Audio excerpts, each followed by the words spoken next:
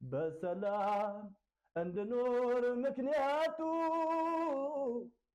ያንተ ምሕረት ብዛቱ ያንተ ምሕረት ብዛቱ በጣም ክፉ በጣም ጨካኝ የሆንኩኝ ማህበረሰቡን የሚያስፈራ አይነት አስተዳደግ ማደግ ጀመርኩኝ ማለት ነው። እኔ ምን አለ በሉኝ ይሄ ልጅ ያደገ በሄደ ቁጥር ልክ እንደ ሳዳም ሁሴን አሸባሪ መሆኑ አይቀርም።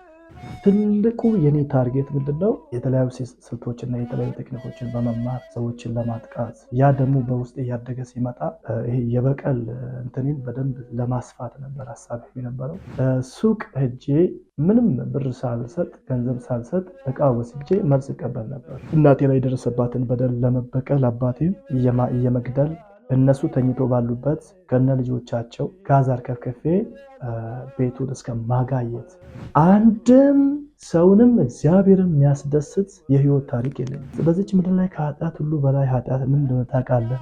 እኔ ሰው መግደል ምናምን እንደዚህ አይነት ነገሮችን አንስቶ የማውራት ድፍረቱ ልጁ አልነበረው እዛ አይደለም ማለት እና ሰው ከመግደል በላይ ኃጢአት ምን አለ ብዬ ስጠይቀው ምናምን ሰዎች ማህበረሰቡ በተለያየ መንገድ አግልሎ በጭራሽ ለምንም ሊሆን አይችልም ተብሎ በእኔ ተስፋ የተቆረጠበትን ቤት ፍቅር ያዘንባል በህይወት ያኖር አዎ በህይወት ያኖራል